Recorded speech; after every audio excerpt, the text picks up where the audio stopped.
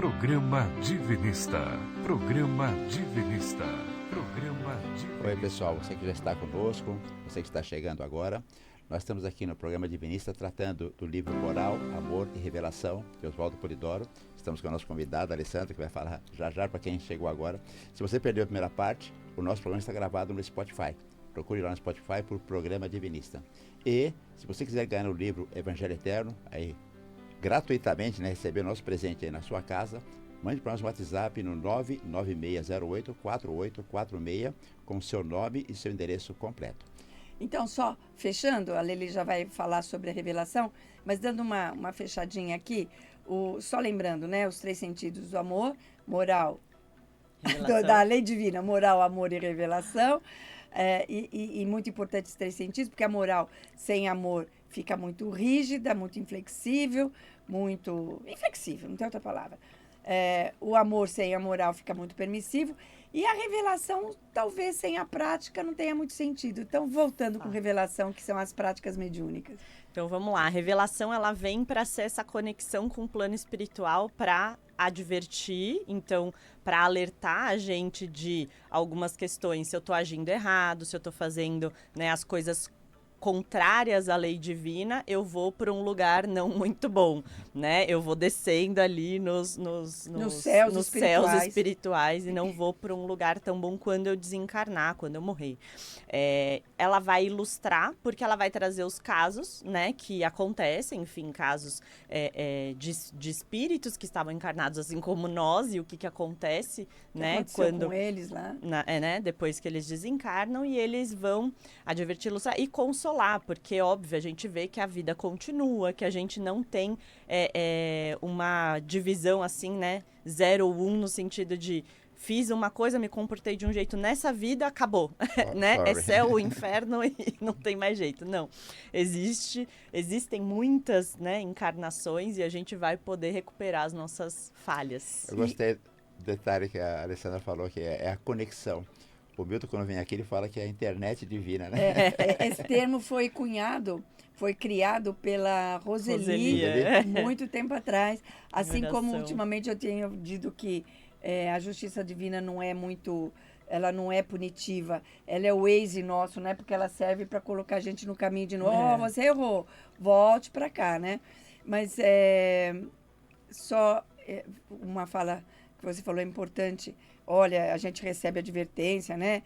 Na prática mediúnica. Por isso a importância de saber com quem a gente está falando, aonde a gente está frequentando, qual é o nível daqueles espíritos que estão se comunicando, né? Porque senão a coisa não vai. Mas o livro traz casos reais, né? Que ilustram a aplicação dessa lei, a lei da revelação.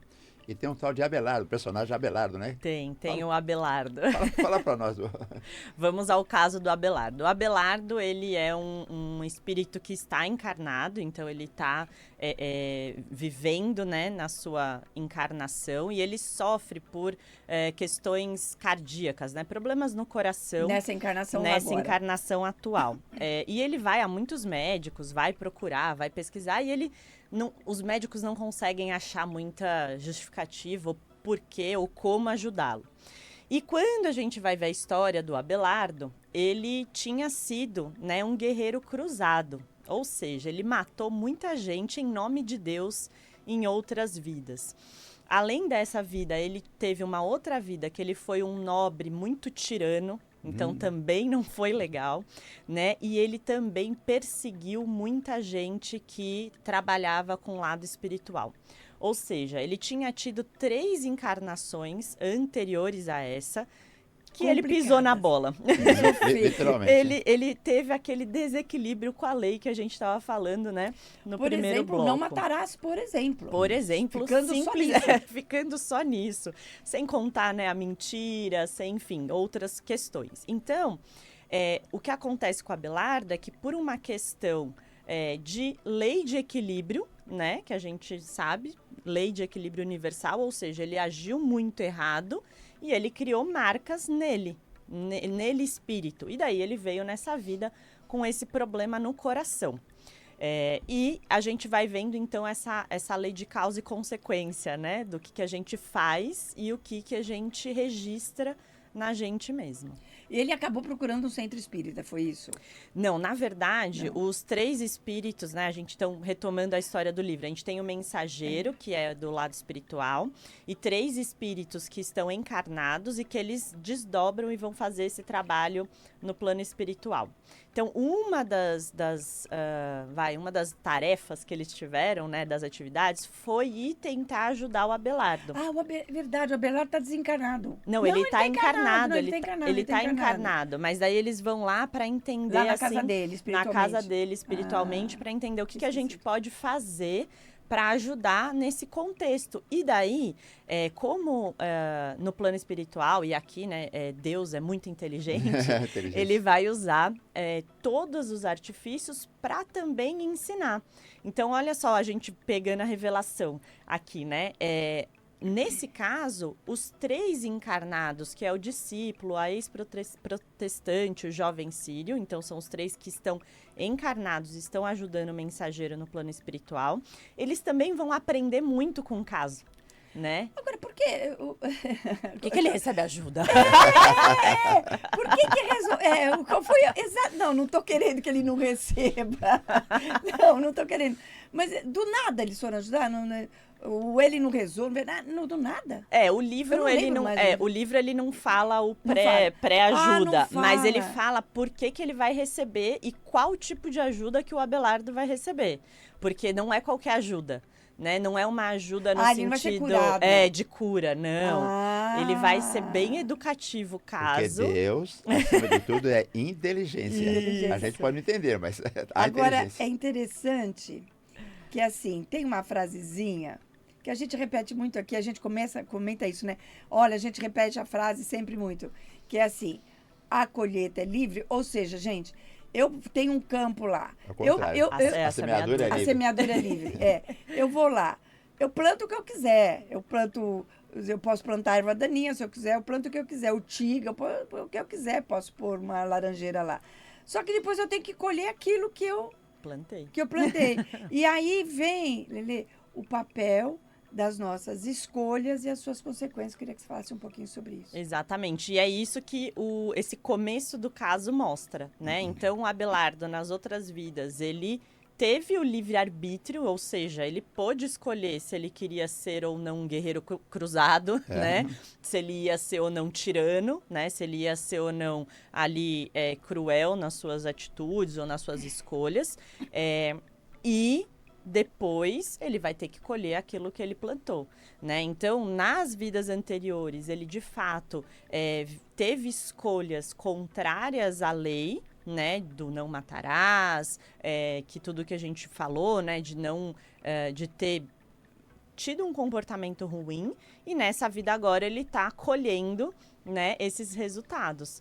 Então, ele realmente tem essa questão cardíaca, que daí a gente já pode trazer, que era uma forma dele começar a se reequilibrar com essas dívidas, né? Então, essa dor, esse sofrimento nessa encarnação, ela ia ter esse papel de reequilíbrio. Olha, foi isso que eu anotei aqui, uma parte do trecho do livro, que diz assim: o sofrimento, quando né, obra de abnegação, pode elevar o espírito imensamente.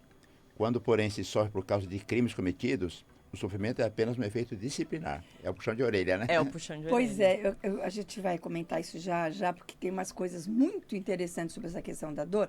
Mas o ouvinte pode dizer assim, mas olha, esse caso não serve para mim, porque eu não vou escolher ser um cruzado, eu não vou escolher ser um tirano. Mas eu tenho outras escolhas, né, Lelê, no dia a dia? Com certeza. E daí a gente pode entrar, né? A gente falou um pouco de moral lá no primeiro bloco, das virtudes divinas e valores.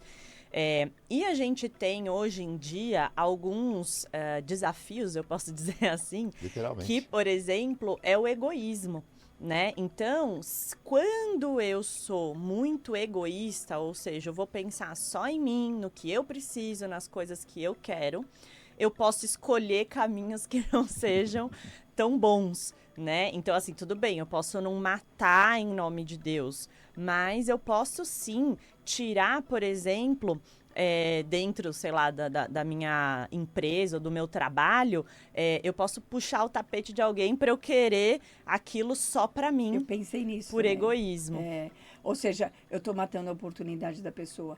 Ou quando eu estou traindo uma relação, e eu não estou dizendo só de uma relação amorosa, não. Qualquer uma, né? Qualquer uma, eu mato a confiança do outro, a esperança do outro na humanidade, uma série de coisas. Então, existe uma série de nuances mais sutis da gente ser tirano, da gente ser um cruzado, que vai levando por isso.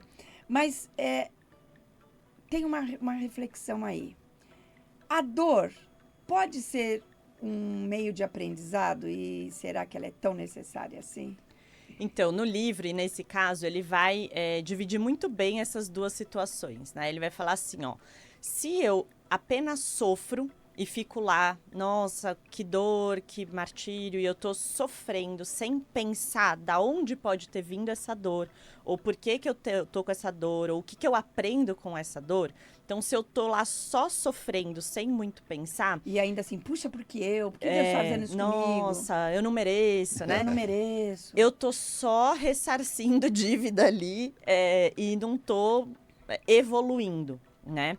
Agora, se eu pego essa dor e eu uso como oportunidade, né, de refletir, falar, poxa, tá bom, tô tendo essa questão aqui de saúde, tô tendo essa dor, deixa eu pensar o que ela pode me ensinar, o que será que eu posso ter feito para estar com isso aqui agora, como que eu posso ser melhor, aí a gente pode associar, né, essa dor ou esse sofrimento com um aprendizado. Um aprendizado, que não necessariamente é uma evolução, é uma evolução espiritual. Depois eu vou trazer umas reflexões que o Oswaldo Polidoro faz, mas aí ela pode virar um aprendizado. Porque senão fica aquela história que não serviu para nada. Né? Tipo assim, eu vou numa festa, por exemplo, na nossa querida Dona Palmira, que fazia uma excelente feijoada. Vou lá, como 3 pratos, 4 pratos de feijoada. No dia seguinte, eu tô com uma dor de cabeça danada. Puxa, por que a Dona Palmira fez isso comigo? A culpa é dela. Ainda coloca, coitada, na culpa da avó, né? Da avó.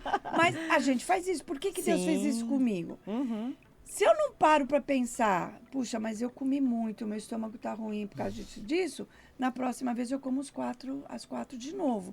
E aí eu não aprendi nada. Sim. Mas se eu aprender, eu vou comer só 2, pelo menos. Eu estou curioso com o Abelardo, como é que continua o caso do Abelardo? Ele consegue receber ajuda do plano espiritual? Ele consegue receber, e o importante aqui de trazer da ajuda do Abelardo, que a gente estava falando, não é no sentido de cura. Ou seja, ele precisava nessa vida passar por essa situação. Então, a ajuda que ele vai receber é no sentido de fortalecimento, né? Então, a gente vai ter todo um trabalho espiritual ali com os espíritos que vão até ele, né? Que ele está encarnado ali. E a gente, né, desdobrando, vai lá, faz imposição de mãos, e daí eles falam muito, depois eu quero ler o trechinho aqui, que ele é bem bonito, e eles usam muito do amor para fazer essa ajuda, mas para que ele tenha também abertura para refletir sobre essas questões, né? Então, para que ele realmente pare para pensar, poxa, por que será que eu estou passando por isso? Deixa eu buscar entender, trazer o aprendizado e mudar comportamento, que daí sim a gente consegue evoluir, né? A partir do aprendizado, com a mudança de comportamento e atitude, aí eu vou evoluir por isso. Legal, eu vou já falar para você ler esse pedacinho, mas olha que coisa, eu estava refletindo aqui, até escolhi aqui. Olha só como a lei ela não é só a lei divina, não é só lei, só moral. Porque poderia dizer assim, ele errou, azar dele. Aí entra o amor que vai na ajuda dele. E aí a gente faz a reflexão da questão do inferno. Por quê? Você imagina se realmente o inferno ou o céu fossem as únicas alternativas para os nossos erros ou acertos, como não existiria amor nisso? Porque você vem para cá, faz as bobagens que tem que fazer. Meu filho, porque você não aceitou isso, não aceitou aquilo, não aceitou, você vai para o inferno a vida inteira. Onde está o amor de Deus nisso? Sim. A gente tem que, quando a gente escuta algumas coisas sobre Deus, espiritual, a gente tem que ser inteligente, raciocinar. Onde existe o amor nisso? Onde existe... A gente que é pai e mãe não faz isso com o filho. Né? O filho da gente pisa na bola 1, 2, 3 vezes, a gente vai lá, dá bronca isso, e não vê televisão, e não sei o que lá, mas ajuda. Então, você imagina a lei de Deus. E esse caso, que eu achei muito legal, a amorosidade da lei de Deus. Vamos lá ajudar o Abelardo, que já pisou na bola no mínimo 3 vezes. No mínimo. Mas você falou que trouxe um trecho legal. Sim, ele fala assim, ó, o tempo que temos ao dispor agora é escasso, então é um mensageiro falando para os trabalhadores aqui. Vamos transferir para este pobre irmão alguns recursos fluídico-magnéticos. Sintamos por ele verdadeira piedade para que nossos fluidos se carreguem de elementos amorosos, obrigando-o a meditar profundamente nas coisas do céu. Porque se ele, da parte da lei de equilíbrio, está merecendo obrigações de reequilíbrio, da nossa parte, irmãos em tudo, está merecendo cooperação nos propósitos em que se acha envolvido. Recordemos que ao culpado basta, para ser atormentado e obrigado a ressarcir, o peso das suas próprias culpas, não sendo necessário que outros irmãos, também agravados perante a lei, venham a carregar ainda mais o pesado fardo. Piedade, muita piedade, por todos os sofredores, principalmente por aqueles que se tornam penitentes. E daí eles entram a orar lá e realmente transforma todo esse ambiente. E eu acho esse trecho tão incrível, porque é tão fácil a gente apontar o dedo, né? E até assim, vamos combinar, assistindo um filme, quando a gente vê um vilão, a gente fica feliz quando ele se dá mal, né? A gente torce para que ele lá dê aquela derrapada e que ele sofra. Então, assim, aqui ele vai mostrando esse papel do amor, de falar, olha, para aquele que errou, já basta esse peso do próprio erro. Culpa, né? A gente que é relativo e também está evoluindo, não cabe a nós ficar apontando o dedo e colocando mais peso nisso. É fácil entender e lindo esse viver texto. tudo isso? Não, não é fácil. Então você pode, no nosso portal, baixar todos os livros de Oswaldo Polidoro, que vai ajudar a gente a raciocinar a respeito. Nosso portal é www.conhecerpratransformar.com.br. Nós temos 3 minutinhos, mas eu tenho um trecho aqui que eu acho que... Mas eu estou impactada com esse trecho. Achei lindo, lindo. Eu não tinha ele aqui. Ela trouxe de surpresa. Tem uma que fala sobre... Não sobre esse trecho, mas um pouquinho antes, que ele fala assim, entendo que dores, provas e expiações não constituem aquisição de valores hierárquicos, pelo simples fato de serem dores, provas e expiações. O sofrimento, quando obra de abnegação, como você falou, de renúncia ou devotamento, pode elevar o espírito imensamente. Mas quando é só oriundo de crimes cometidos, ele é apenas efeito disciplinar. Mas tem uma outra frase que o seu Oswaldo fala que eu acho muito legal, que ele fala assim, porque numa encarnação, você pode ter uma encarnação com um pouquinho de expiação, um pouquinho de prova, um pouquinho de missão. Ele fala assim, que nem as dores de prova é benquista para evoluir. Porque existem outros modos de se evoluir que não seja pela dor. Sim. Ele falou assim, a única dor que realmente é admitida para questões de evolução hierárquica é a messiânica. É aquela em que você vem não vem para sofrer, vem com uma missão messiânica. Dá o exemplo, né? Por exemplo, Jesus, né? Ou, por exemplo, os cristos que vêm para trazer informações doutrinárias e acabam sendo mortos, assassinados, como Krishna, como Hermes, né? Como Pitágoras, como Sócrates, né? Foram mortos. Bruno. Giordano Bruno. Essa dor missionária... Essa evolui, mas a dor, mesmo a de prova, assim, por que você vai escolher uma prova para dor, né?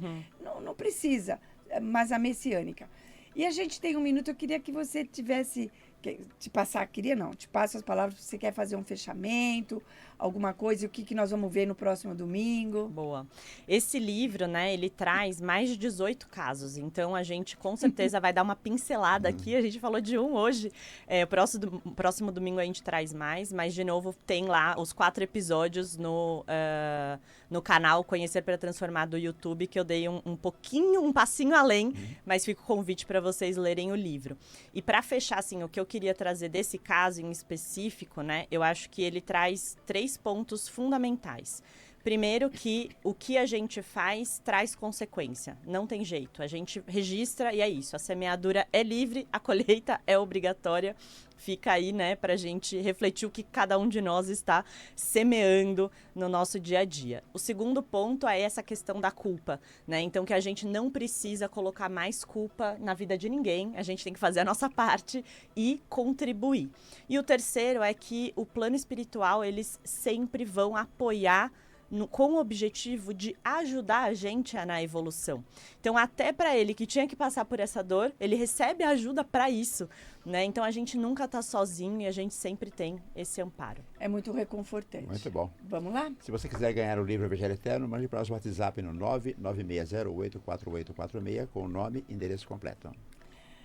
E agora a gente convida você a vibrar pelo mundo, a pedir pelos que necessitam. Então, é assim... Pense em tudo o que você precisa, nas suas necessidades, naquilo que você precisa de saúde, de ajuda material. Tudo isso está bonitinho de relações familiares. Pensa agora, se ligue a Deus, se ligue às legiões mensageiras. Peça com todo carinho por você, por seus familiares. Mas pense também em todas as lágrimas e todos os desesperos que existem no nosso planeta, aqueles que sofrem, que estão abandonados, que estão perseguidos. Peçam muito, com todo o seu coração, a Deus, enquanto a gente faz a primeira oração. Oração ao princípio sagrado. Sagrado princípio do universo, divina causa de todos os efeitos. Infinitos são os vossos poderes, integral a vossa ciência. Dai-me o poder de refletir a vossa divina vontade. Concedei-me, Pai Divino, a delegação de ter poder sobre os espíritos malévolos.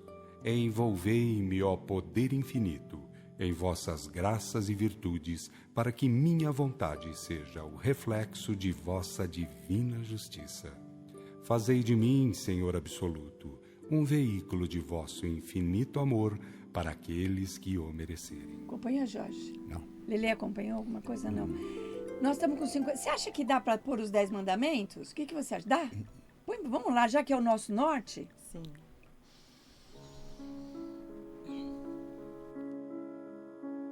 A lei de Deus, os 10 mandamentos.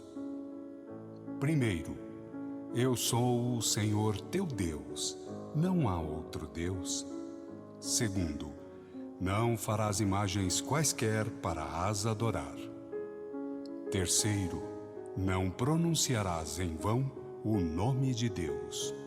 Quarto, terás um dia na semana para descanso e recolhimento. Quinto, honrarás pai e mãe. Sexto, não matarás. Sétimo, não cometerás adultério. Oitavo, não furtarás. Nono, não darás falso testemunho. Décimo, não desejarás o que é do teu próximo. Obrigada, Lelê. Até semana que vem. Até semana que vem. Voltamos com outras histórias de amor, moral e revelação. Jorge, recadinho final. Procure um local de oração bem cristão, onde se respeite os 10 mandamentos, onde se pratique os dons mediúnicos, e dizia o mestre Oswaldo Polidoro: vá orar pelos outros, no meio dos outros, no mínimo, uma vez por semana, cumprindo assim e respeitando assim o 4º mandamento da lei de Deus. Terás um dia na semana para descanso e recolhimento. E essa oração e os 10 mandamentos estão no Evangelho Eterno, que você pode receber gratuitamente aí. WhatsApp, para pedir o Evangelho Eterno? Nosso WhatsApp. Eu ia jogar a bola para ela ver se ela lembra. Nosso WhatsApp é Cordiária 11 99608 4846. E o Polidoro também passou a vida recomendando às mulheres, ao deitar, fazer a oração a Maria, pedindo pelas crianças nuas, famintas e doentes do mundo. Então tá bom. Viva os 10 mandamentos no seu dia a dia. Mantenha esse estado de oração que é fazer o bem ao próximo. A gente se encontra aqui no próximo domingo, por enquanto, às 8 horas da manhã na Rádio Vibe Mundial. Fique com Deus. Tenha um bom domingo e uma ótima semana. Fique com Deus. Programa Divinista.